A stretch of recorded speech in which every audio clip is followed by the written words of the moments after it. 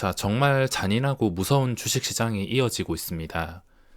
이로써 밝혀진 것은 맨날 미국 증시가 폭락하면 코스피는 아래 꼬리 달면서 빨간불로 반등해서 보합 근처에서 마무리하곤 했는데 역시 외국인들의 계획을 위한 쇼였던 것으로 밝혀졌습니다. 아무리 코스피가 미국과 똑같이 가는 건 아니더라도 미국은 3, 4%씩 아무렇지 않게 떨어지는데 보합에서 마감하는 인위적인 행동들이 정상은 아니었습니다. 미국과 상관없이 코스피 추세가 무적 상태로 정말 좋았다면 모르겠지만 추세가 나쁜 상태에서 인위적인 방어는 오히려 더 큰 화를 불러올 수가 있습니다. 요즘 제가 매일같이 체크하는 게 있다면 장 시작하기 8시 40분 딱 돼서 예상 체결에 반대 매매가 얼마나 터지는지를 보는 것입니다.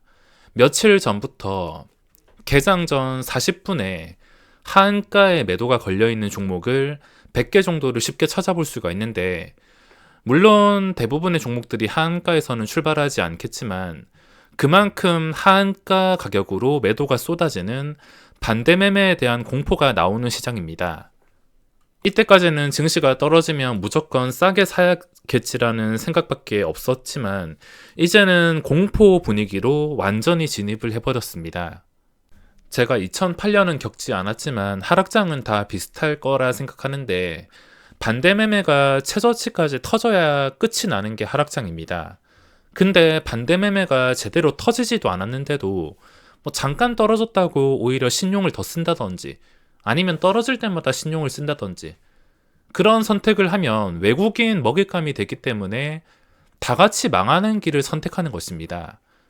항상 지겹게 말씀드리지만 외국인의 궁극적인 목적은 개인들을 반대매매 채우는 것이며 그걸 다시 바닥에서 받아 먹는 게 목적일 것입니다. 신용이 아니라 그냥 돈이면은 끝까지 버티는 개인들이 많겠지만 신용은 버티는데 한계가 있는 것을 알기에 외국인 입장에서는 당연히 그걸 이용할 수밖에 없을 것입니다. 참 무서운 시장에 미국의 금리 인상 발표까지 앞두고 있는데 0.75%냐 1%냐 오히려 1%를 발표를 해도 일시적 악재 해소로 받아들이는 경우도 종종 있어서 엄청난 변동성이 나오겠지만 굳이 지수를 맞추려고 노력은 할 필요 없이 신용잔고 하나만 보면 될 것 같습니다. 지금 상태에서 신용잔고가 줄어들지 않은 채 지수가 반등이 나와도 문제입니다. 얼마든지 데드캣으로 돌릴 수 있는 만약에 반등이 나왔을 때 또 버티지 못하고 무너진다면 하락만 길어지고 골이 더 깊어질 수 있기 때문에 지수가 하루 이틀 반등해도 큰 의미가 없이 제대로 해보기 힘들 만큼 너무 멀리 와버렸습니다. 단기간에 모든 것이 좋아질 거라 생각하면 안 되고 무조건 시간을 길게 두고 시간이 해결해 줄 때까지 초보자분들은 매매를 중단하시거나 정매수를 하고 싶다면 신용잔고 바닥만 생각하셔야 됩니다. 자, 그리고 오해가 있어서 말씀드리는데 제가 항상 여행 가라, 매매 중단해라 이렇게 말을 하면서 왜 저는 매매를 안 쉬냐고 물어보시는 분들이 있는데 칼같이 본전 손절만 할 수 있다면 시장은 별 상관없기 때문에 매매를 할 수 있어서 하는 것입니다. 제가 어떤 종목을 진입했을 때 잘못됐다는 것을 빠르게 눈치채고 칼같이 손절할 줄만 안다면 시장이 어떻게 되든 종목만 있을 때 매매하더라도 상관없습니다. 자, 오늘 보시다시피 지수는 원웨이 하락장에 하이브란 종목이 난리가 났습니다. 지금 시장의 투자 심리가 지하실까지 들어가고 있어서 누구나 악재라고 판단되는 악재라도 뜰 경우에는 하이브 같이 대폭락이 나오기 쉬운 장입니다. 시가총액 상위 종목을 보면 그냥 거의 대부분 종목이 해당된다 보시면 되는데 만약에 악재가 나왔을 때 한 방에 20% 떨어질 만한 종목 사실상 시가총액 상위 종목들 한 30조 원 넘는 것들 한 여기까지 한 20조 원 넘는 것들은 해당이 안 될 수도 있겠지만 그 이하는 혹시나 하는 대형 악재가 나오게 된다면 투자 심리 위축과 함께 마이너스 20%가 아무렇지 않게 날아가는 시장이기 때문에 굉장히 위험하다 볼 수 있습니다. 사실상 거의 전체 종목에 해당된다 보시면 되겠으며, 안 그래도 최근 2년간 전 세계가 힘들었고 그로 인해서 분명히 힘든 기업도 많아졌을 것이기에 최근 횡령사건 같은 이상한 이슈가 많이 늘어나고 있습니다. 언제 어디서라도 악재가 튀어나와도 이상할 게 없는 폭탄 돌리기 상태이기 때문에 폭락이 와도 과연 과감하게 매수할 수 있을지 기업에 대한 확신이 서지 않는 상태입니다. 악재를 조심하려고 한다고 그 악재가 피해지는 것도 아니고, 제가 함부로 주식을 팔아라 말했다가 그대로 하락장이 종료되면 참 난감해지기 때문에 함부로 말할 수도 없지만, 최소한 그냥 여행을 가거나 신규 진입이나 물타기는 꼭 신중하게 결정하라는 말밖에 해드릴 게 없습니다. 그리고 지금은 손절할 수 있는 단계가 이미 지났습니다. 제가 자신 있는 손절은 항상 뭔가 잘못되었을 것을 느끼고 초기에 대응하는 게 손절인데, 이미 초기 단계를 놓쳤다면 잘 모르겠습니다. 만약에 제가 초기에 손절을 놓치고 지금까지 물려가지고 종목당 마이너스 30%, 마이너스 50% 이렇게 계속 물려 있었더라면 저라도 지금 다 포기한 채 손절도 못했을 것 같습니다. 지금 시장이 이래도 신규주 몇 개는 말도 안 되는 상승이 펼쳐지고 있습니다. 한쪽에서는 죽을 맛인데 한쪽에서는 작전 같은 말도 안 되는 상황이 펼쳐지고 있는 극과 극입니다. 가온칩스라는 종목도 오늘 거래대금과 함께 이 각도에서 신고가를 돌파해 버렸는데 전혀 상상도 하지 못한 일이 발생했습니다. 아무리 어제 뉴스가 있었다고는 하지만 이런 말도 안 되는 각도로 단 이틀 만에 신고가를 돌파할 줄은 상상도 하지 못했습니다.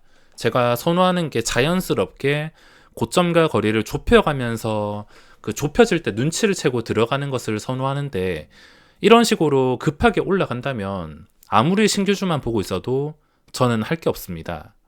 저는 오늘 시장에 신규주랑 ETF만 매매했는데 정말 오랜만에 매매를 하는 것 같습니다.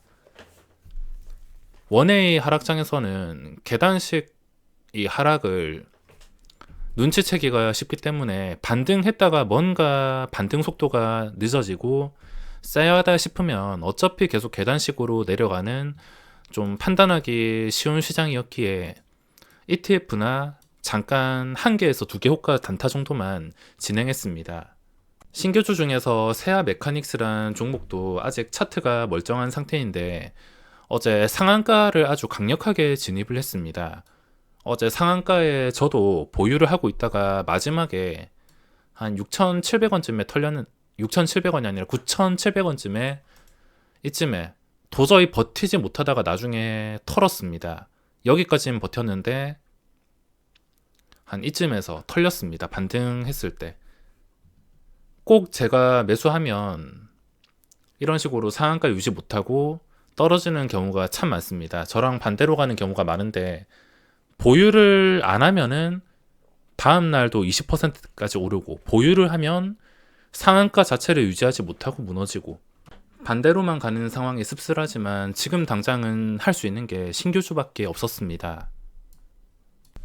지금 시장의 모든 시선이 미국 금리 인상으로 쏠려 있는데 뭐 0.75%냐 1%냐, 저는 그게 중요한 게 아니라 과연 금리 인상 발표 후에 일시적인 악재 소멸로 하루 이틀 반등 쇼를 해줄지가 궁금할 뿐입니다. 아무리 지독한 장이라 하더라도 하루 이틀 불꽃놀이 정도는 충분히 할 수는 있습니다.